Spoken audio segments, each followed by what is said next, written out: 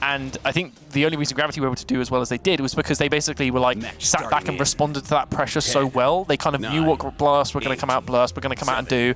And I'm going to have nightmares about this. I hope so. But they just responded to that pressure so well. As you say, I think that Floaters haven't necessarily showed that same ability to respond as Grav did in those games. Especially if they're using like the Pulsar when they're up against like these kind of like. I'm not saying like the Pulsar necessarily that bad, but there's a reason it wasn't being played by the top teams, even if we're looking over to the NA games. Yeah, but he's basically like, so getting super aggressive from Floaters and Blerst. Blerst losing a member, but basically ending this up in a 3v2. Will be more kills getting converted, and that will be a successful hold with 3 members, which is kind of a good number. I mean, you can still hold on to this for long enough to stop them pushing. Payload wasn't even moving, so you're basically going to have like the re-defense again, even if you lost a player or two. As a player that's going to start to finally move up. They did lose one of the players with the Meteor though, so it means they are very limited in their range. So it's good to point out that they are running 3 Novas, meaning that Blerst are very much looking for these super aggressive pushes. Someone basically hiding here. Oh, did you see that bait actually from Boop? That was beautiful. I don't know if you saw that. Basically, Boop with the long range, a huge skirmish breaking out here though. Enough damage coming in from both sides. It doesn't look like either team looks to be breaking this deadlock. Okay, so Blerst will be able to hold that successfully. But, Boop was holding there, doing damage from range with the Meteor. He basically baited 2 players from Floaters to come to him, and the player I think that was sat just in that nook you can see on the right-hand side there, basically with a Nova, waiting for those players to come past and just jumped on them as soon as they did, getting a huge amount of damage in for free, and basically turning that fight. Floaters now trying to get super aggressive, pushing onto this, but Blerst are just ready for it. I mean, they've with Hackbuster behind them, with the Meteor, hitting direct shots, he still was unable to kill anyone because of the amount of healing Blerst was doing. Yeah. Like, I mean, the last fight, I felt like Blerst didn't even need to use that many tacticals because they just caught them tactically off guard. And yeah, it's just, I feel like they now use their tacticals. The tacticals come back up again. They're going to be in the same spot. Like, this is a huge clump of players as well. They have Detonators and Meteors from Blast side. Oh, Detonator ending up a little bit short though, so not able to do the damage it could have. But they're now going to get super aggressive. Oh my god. Nova's coming in, and it is absolute destruction from Blerst. I think Blerst only have 2 deaths. I think Boop and Nilevik are the only 2 to die so far. And a lot of times, those are just sacrificial lambs where you're just like, okay, cool. Like, if Floaters play this optimally, they can get 1 kill. So, I mean, that's like all part of the plan, right? Yeah, this is just a very dominant hold from Blerst. I mean, they, like, as far as I believe... Wait, they're running double Comet now for Floaters. So they're trying to fight them from range. But the thing is that Novas are going to hide. And as long as you can't hit Boop, then... I mean, I like the adaptation. I like how they're switching things up, but I don't see how it's going to change the way these fights are going. I feel like... Now they can get even more aggressive against you. You have 2 Comets. All right, let's just set our Novas at them. I feel like it's the problem they had there was that they made technically the right adaptation because that is a way of doing it. You do play long range, but you gotta touch it. Come on, guys. Yeah, they're just Floaters. Yeah, that was rough. I mean, based on what I know about the first game that Blerst had against Floaters were actually able to get it onto the second point, so they were able to push past that first choke. But this time, Blerst were like, nah.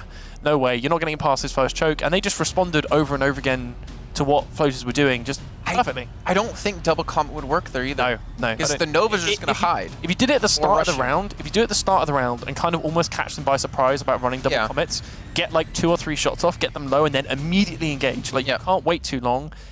But the problem is you've got a very limited window, and if Blast react to it properly, you're dead, right? That loadout is just dead because they just sit in a position where you cannot do damage from range. Wait till you're literally underneath them with the payload, and then they just jump down on top of you, which we did see actually after they used up their tacticals. So, I mean, Blerst just playing it to a T. Oh god, I'm gonna start just like,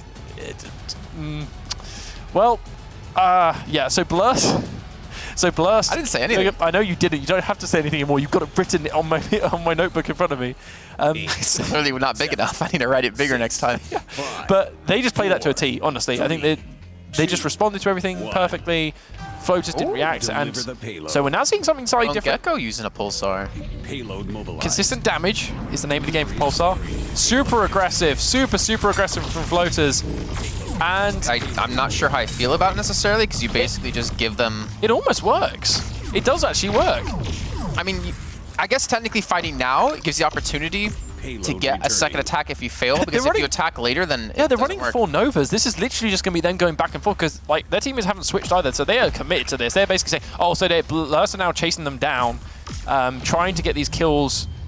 Boop going a little bit low. I like how they're not even like chasing necessarily anymore. They're just keeping them back. They're keeping like the distance away from them, so they have a chance to actually move the payload up further to actually force it to one final fight. No, okay, right. So the thing is, with floaters doing this, they cannot accidentally send one person deep. They have to be a full 4-man squad. Detonator's coming out huge here, and they may have taken the first fight, but the second fight is not looking very good for them at the moment. Blerst with a lot of AoE damage coming out. The double detonators basically playing up big for Blerst, and that is more or less going to be this round. Yep, that's it. So Blerst's going to be up 1-0 in this best of 5. Means we're moving over to Dyson next with some King of the Hill. And I again, like obviously I want the matches to be close. I want it to be a good game, but I feel like the fortune is not going to change for floaters as we move into the next map. I mean, Blerst have themselves. Yeah, God, that's how long it takes me to get it the first time. I just had to pace myself. They have said themselves that Dyson is like their worst map. So yeah, but they push gravity. I know. So this is what I'm saying. It might be in their minds their worst, but I still think that is a head and shoulders above what a lot of other teams have been doing on that map. So yes, this is going to be extremely scary game for floaters. I mean, it is a best of 5. So we do know that. We do know for a fact that there is going to be, well, there's going to be another game. We're going to see all 3 maps at the very least, potentially 4, potentially 5. The question is, will floaters be able to get at least one map? Because they really need to get this. And I think if they're going to take it on any map, Combustion or this, I'd actually say this is the one they want to do it on, because Blerst looked scary on Combustion. Blerst. I don't know what you said first again. You looked at me. I was unsure. I was thinking more about what you were saying than like listening to the words. Okay, all right. It looks scary on Combustion in my mind, because they're super aggressive 2-man stack strategy. I mean, the thing is, they look scary technically on Dyson as well, but not as scary with the way Gravity were playing. Yeah. With the like, you take the point, we're going to siege you, and then we're going to attack and finish you. Yeah. But I don't think floaters are going to be able to siege the same way Gravity was. So I don't think they're actually not going to be scary on Dyson. I think they're going to be just as scary on Dyson as they're going to be on Combustion. True. Yes. Floaters can adapt to the way Gravity played. Yeah, because I think that's the thing that Gravity did, is they basically invited the pressure. We're like, cool, you race onto that point, 200 miles an hour. You do you. We'll do us. We'll sit here. We'll wait. Bide our time. But yeah, unless floaters have that means they're going to be getting. If they don't basically give that up and pressure it and manage that pressure in the right way, they're more or less just going to have Blerst 4-man squad running at them with double Novas, double Meteors, full blast, and just over and over again, and that's a scary thing. Thing is, on a little bit more of a positive note, for you guys at home who are watching, who are interested, or maybe have an Oculus headset at home or thinking about getting one, this is just Season 3. We still have Season 4 to come up sometime this year. Can't announce the dates just yet because I don't know them off the top of my head, or know them at all, actually. But I do want to point out, over in Echo Arena, we had Team Joker, who really grinded in the break between Season 2 and 3, and played every week they possibly could throughout the season, and they actually won first out of North America for Echo Arena. So if you guys are interested, you have some friends who also play as well, this is definitely a game you can still dive into. If you put the time into it, you can come out getting a free trip to Leicester or wherever the Season 4 finals might be, win some money and really do some good. Like, there is a chance you still technically can play to level of a lot of the pros. It's just you have to be really willing to take time to learn, at least in Echo Arena, combat movement. Yeah, exactly. Movement, at least in Echo Arena's case in particular, is super important. It is something you can master, but you have to take some time, and it's definitely a fun little game to play. So if you're interested, you can head over to beer.eslgaming.com. Get your play time in there and sign up when Season 4 does come around. Yeah, and as you say, there wasn't even just that they got first. They beat the world champion, the 2-time world champion as well to get there. 3-0, exactly. Yep. And they beat 36-second comeback as well. They beat Kangarillas before that, which was the number. So the number 1 team over the season was Kangarillas. They beat in the first round. Then they beat Eclipse, who was the world champion back to back to back, and they're through first seed.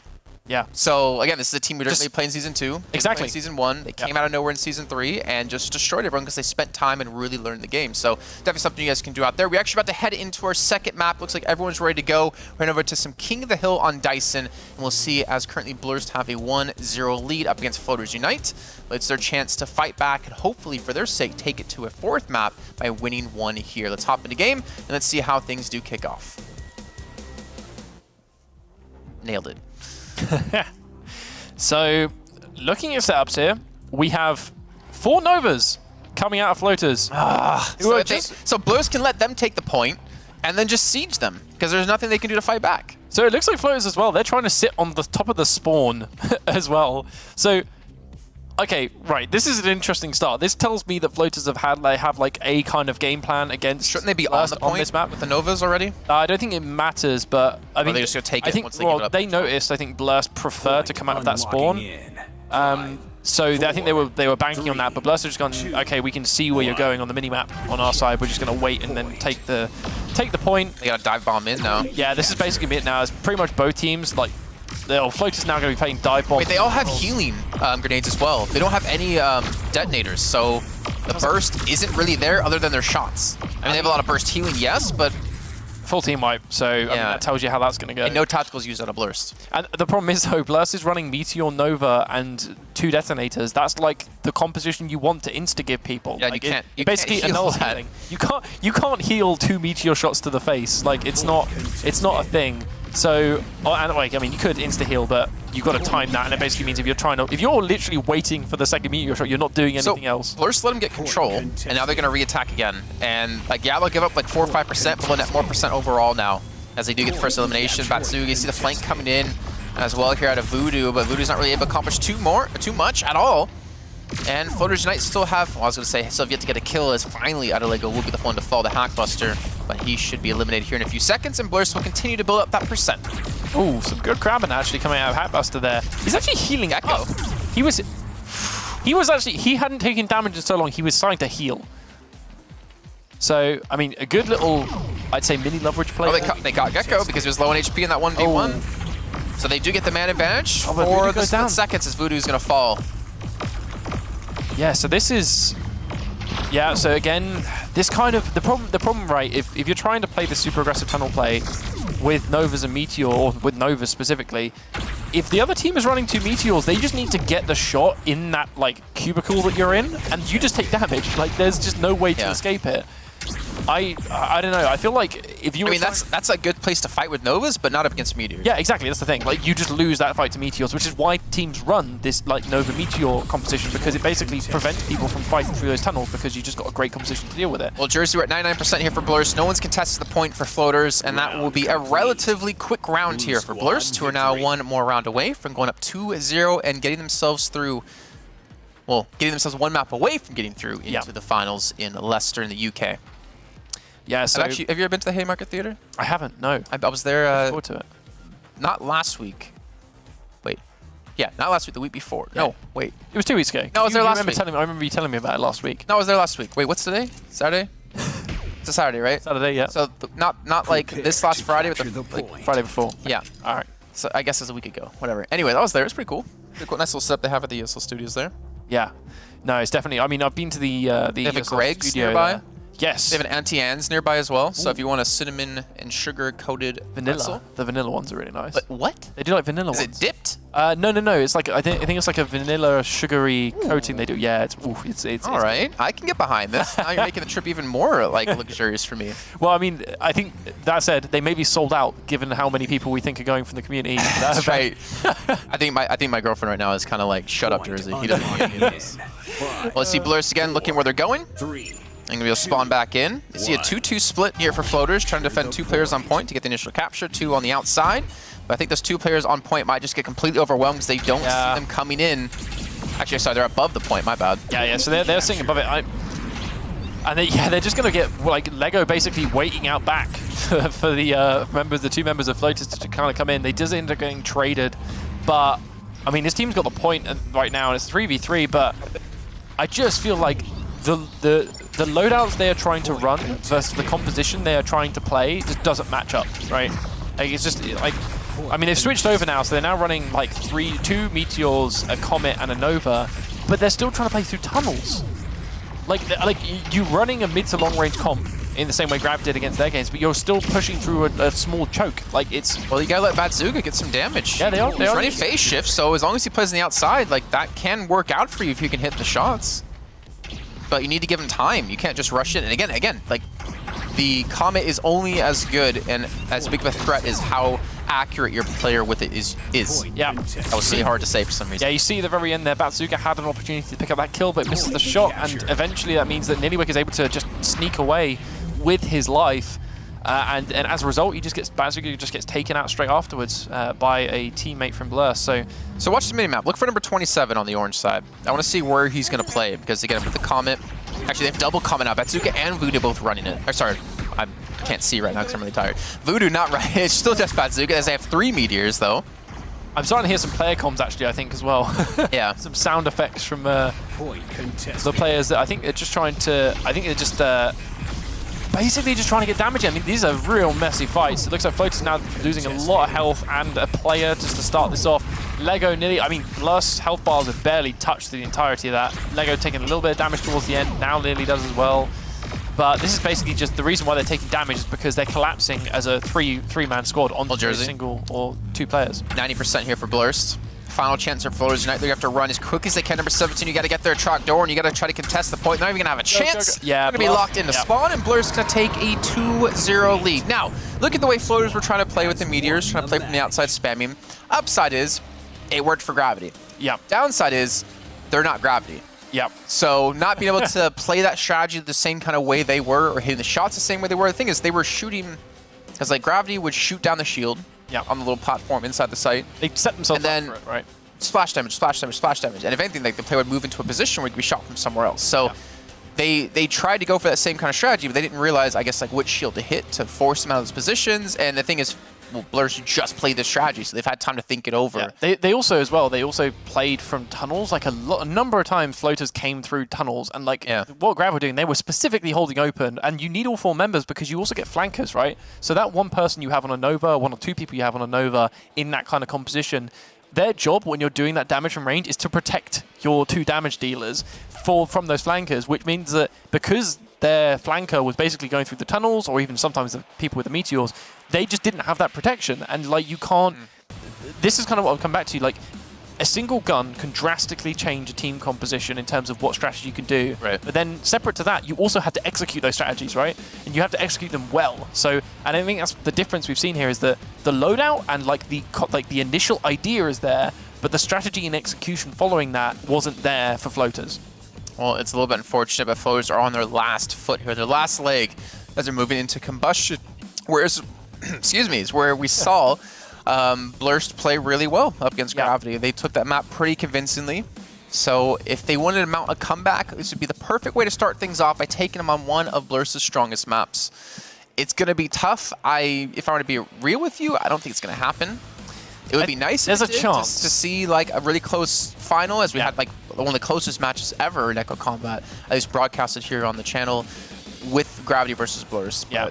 I feel like there's just too big of a difference between the 2 teams. There's a chance, and we'll never kind of discredit Floaters for what they've been doing. They obviously had a good game against Spastic Crabs.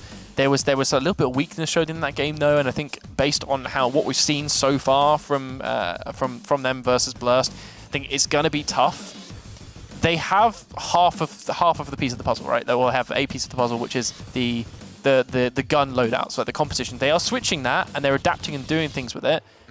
They just need to get the tactical element of it down. They need to get the team play and the tactics of that down and make the most use out of it. Like we said and we saw in the games last time, that Comet they had in there, but they didn't play around the Comet, right? So you've got that gun, you've got that loadout, you've got the competition, but you need to play around it. They're choosing a comp based off what they're seeing, but they don't know how to play the comp. They need to execute that. Is the kind of thing. Yeah, exactly. It's like copying someone's homework. Sure.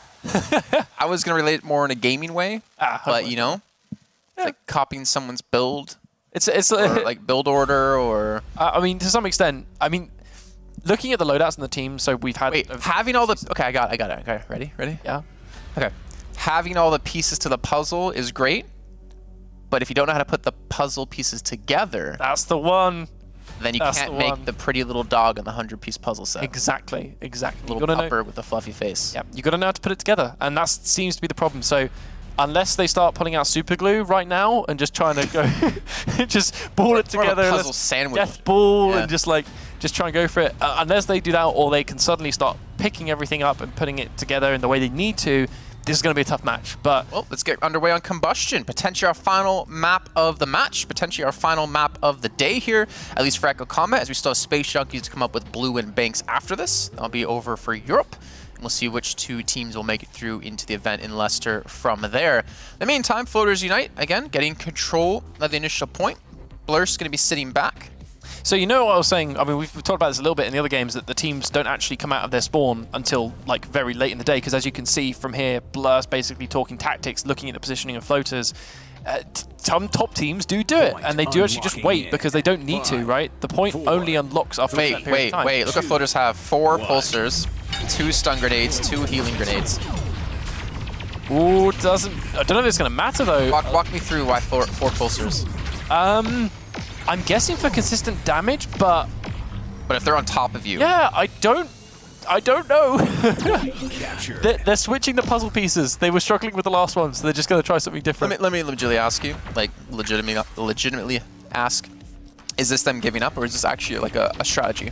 I think there is some merit to using it. Okay. I would argue that I don't mean to be by it, but I'm curious. We have not seen this before. No, I honestly, when you're running against a team with, I mean, they could be trying it. I don't think this will have necessarily worked against any other top teams. I'll give them credit for trying something different when the last 2 maps wasn't working. Yeah, they are doing I'll definitely give credit. Yeah, no, absolutely. They're trying something, but I mean, I think they probably just realized that that's not going to work, so I wouldn't be surprised if we do see a switch for the loadouts here. At some point, yeah, so we're seeing a Comet now coming in, maybe them starting to tweaks. I mean, that's the first person that respawned as well, so they could be discussing what the best plan is to do here. Okay, they're going to stick with it. So commitment at this point seems to be the name of the game, but Blerst, that commitment is taking 75% on the board. I almost want to see like 4 Comets come in, and you all just hit the same target every time. Yeah. Problem is, if you get engaged on, you're just done. Or if you ever take the point, you're done. Yeah, you can't. And yeah, Blerst just basically free roaming around. Blerst basically free roaming around. You don't even have to say it to correct yourself. You can just let it go, but just remember, you know? Oh, it's great. I feel like I have to. Well, Blerst, 100-0. Yep. And are now 1 round away from getting through to Europe. So a big round here for them, but I think the confidence is definitely something on their side. Okay, 3 Comets. Maybe they're listening. They hear us. Oh my, wait, what? 3 shields. Oh, okay, right. 3 stun grenades. I have 3 Comets and a pulsar. Oh boy. 4 stun grenades. I think this is them giving. I think this might be, possibly. Okay, we're just having see Hackbuster also switching over now. Oh man, I just want to see, just give me like 4 stun grenades, 4 shields, and just stuff everywhere. This could be interesting. I want to see, I mean, this is the kind of experimentation that you'd kind of maybe want to see in scrims. You do back in college. Oh yeah, or scrims. So, I don't know, we just have to wait and see. Blerst will have no idea.